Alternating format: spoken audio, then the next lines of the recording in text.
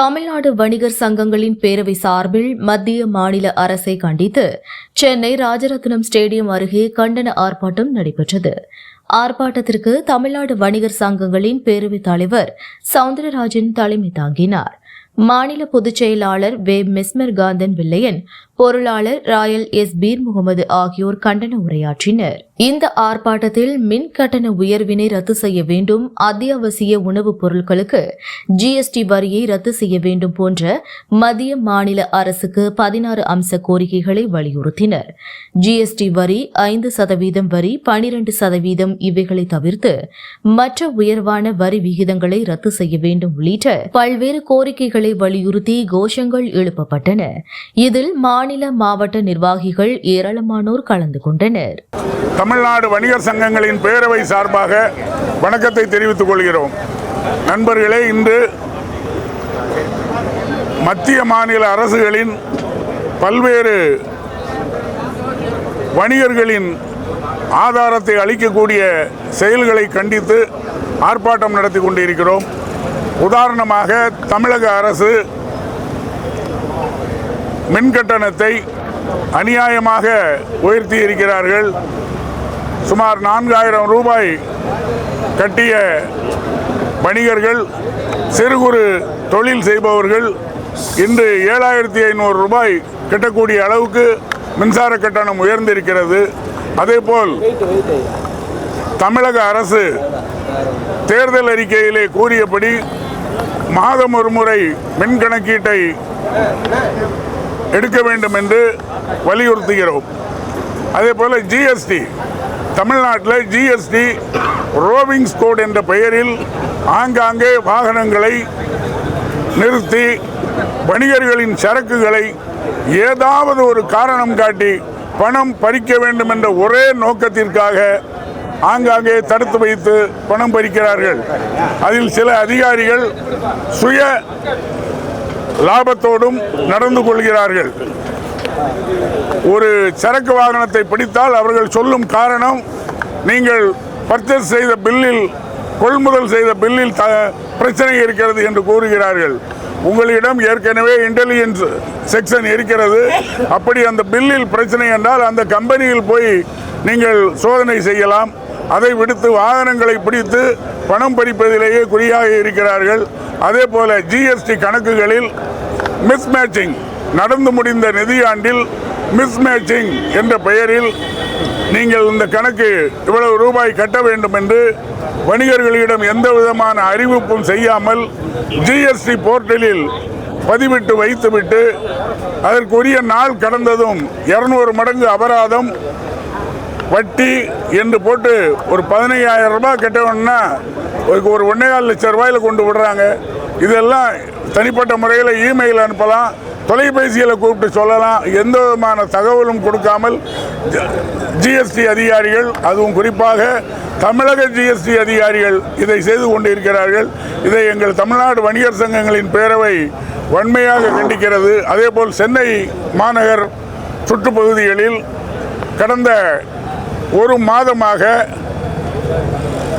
பள்ளி கல்லூரிக்கு அருகில் சிகரெட் விற்பனை செய்கிறார்கள் என்று அந்த பீடி சிகரெட்டுகளை பறிமுதல் செய்கிறார்கள். பறிமுதல் செய்யும் பொழுது எந்த சீசிங் மகஜரும் போடுவதில்லை. இந்த சட்டம் கோட்பா 2003 என்ற மத்திய அரசு கொண்டு வந்த சட்டம். அந்த சட்டத்தில் தெளிவாக இருக்கிறது, பள்ளி கல்லூரிக்கு அருகில் 100 மீட்டருக்கு, அதில் சட்டத்தில் 100 யார்டு தான் இருக்குது, 100 கஜம், சரி 100 மீட்டர்னே வச்சுக்கிட்டா கூட 100 மீட்டர் ஓகே. ஆனால் இதுவரையிலும் 2003 போட்ட சட்டத்துக்கு எங்கும் தமிழ் எதிலும் தமிழ் என்று சொல்லக்கூடிய தமிழக அரசு இதுவரையிலும் ஒரு தமிழ் துண்டு பிரசுரம் அடித்து கடைக்காரர்களுக்கு விழிப்புணர்வு ஏற்படுத்தியதில்லை. எங்களை போன்ற வணிகர் சங்க நிர்வாகிகளுக்கு இப்பொழுதுதான் தெரிகிறது, பள்ளி கல்லூரிக்கு அருகில் 100 மீட்டருக்குள் பீடி சிகரெட் விற்கக்கூடாது என்று. சாமானிய சிறு வணிகர்களுக்கு அது எப்படி தெரியும்? தமிழக அரசு இது சம்பந்தமாக எந்த விதமான விழிப்புணர்வும் நடத்தவில்லை.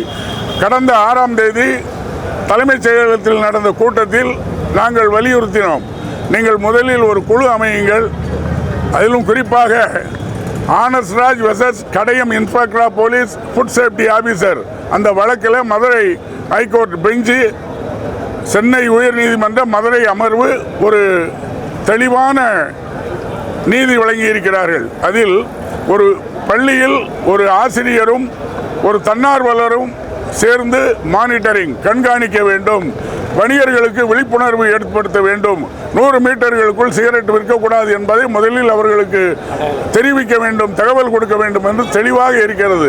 ஆனால் தமிழக அரசு, தமிழக காவல்துறையும் எந்தவித அறிவிப்பும் செய்யாமல் பள்ளி கல்லூரிக்கு அருகில் உள்ள கடைகளில் மட்டுமல்ல, எங்கோ இருக்கிற கடைகளிலும் ஒரு சில கடைகளில் அப்படி எடுத்திருக்கிறார்கள்.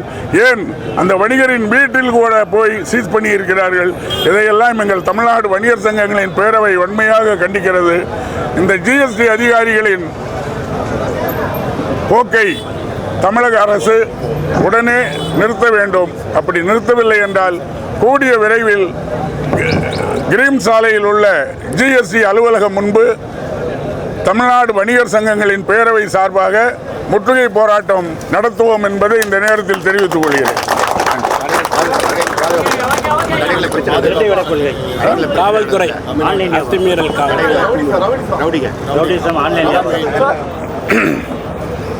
பொதுவாக மத்திய மாநில அரசுகள் ஆன்லைன் வர்த்தகத்துக்கு ஆதரவாக அனைத்து வேலைகளையும் செய்து சிவப்பு கம்பளம் போட்டு பிரித்து வரவேற்கிறார்கள்.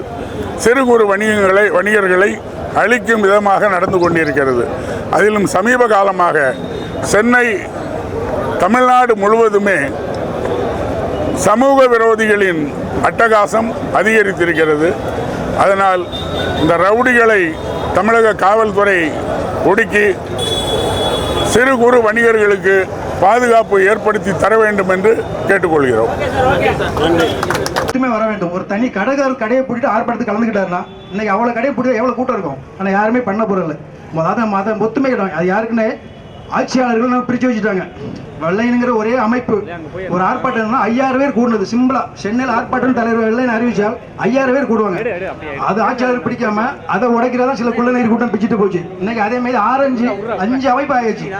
ஆனா ஐயா வெள்ளையின் தாய் கிழமை இன்னும் நம்ம ஒற்றுமையா தான் இருந்துட்டு இருக்கோம். அந்த ஒற்றுமை என்ன ஓங்க செய்யணும்னா என்ன நம்ம ஒற்றுமை வேணும், வணிகர்கள் முன்ன வர வேணும். அதான் காரணம். கடைக்காரங்க பாதிக்கப்படுற கடைக்காரங்க எல்லாம் மொத்தமா இருந்து ஆர்ப்பாட்டம் பண்றதுக்கு நாங்க ரெடி. யாரையும் உங்களை அரெஸ்ட் பண்ண போறது இல்லை. எங்களை அரெஸ்ட் பண்ணாதான் வணிகர்கள் உங்களை அரெஸ்ட் பண்ண போறாங்க. ஏன் வர மாட்டீங்கன்னு தெரியல. ஆனா பிரச்சனை சொல்றீங்க. இந்த வரி போட்டாங்க, சொத்து வரி எப்படி கட்டணும்னு தெரியல, போன வருஷம் கரண்ட் பில் இவ்வளவு தான் கட்டினேன், இந்த டவுன் மட்டும் கட்டுறேன்னு சொல்றாங்க. தவிர ஆர்ப்பாட்டம் பண்ண போறேன்னாச்சும் வாங்கன்னு சொன்னா கடையில் ஆள்லேனாங்க. ஆள் கடைசி வரைக்கும் கடையே இருக்காது. விவசாயம் ஊர்ல பண்ணிட வேண்டியதான். ஆன்லைன் நம்ம பிள்ளைகள் என் பையன் எங்கே வேலை பார்க்க போறான்னா ஆன்லைனில் வேலை பார்க்க வேண்டிய சொல்லுங்க வரும். அவனு கொத்தடிமையா சம்பளம் வாங்கிட்டு இருக்க வேண்டியதான். என்னோட என் கடையை பிடி நான் ஊர் போனேன்னா என் பையன் எங்கே வேலைக்கு போவான். இந்த ஆர்ப்பாட்டம் பண்ணி வணிகர்களை ஒற்றுமை திரட்டி அதை நம்ம உரிமை அந்த தலைவர் சொன்ன கோரிக்கை அனைத்து நிறைவேற்றப்படனா ஒற்றுமை நிறைவேற்ற பண்ணா எனக்கு அடுத்த என் பையன் கடையில் இருப்பான், என் பேரன் கடையில் இருப்பான், வணிகம் காக்கப்படும். இப்போ அதுக்கு இல்லையே எல்லாமே பேச்சுன்னா நம்ம ஊருக்கு போயிட வேண்டியதான். பையன் அவங்கள்ட்ட போய் கை வச்சு வேலை செஞ்சு வேண்டியதான். இதான் நடக்க போகுது. அதில் ஒற்றுமை ஓங்க வேண்டும். ஒற்றுமை அனைத்து வணிகர்களும் சேர வேண்டும் என்பது உறுதியளித்து விடைபெறுகிறேன். நாயகன் வழியினிலே பேரவையின் ஆர்ப்பாட்டம்.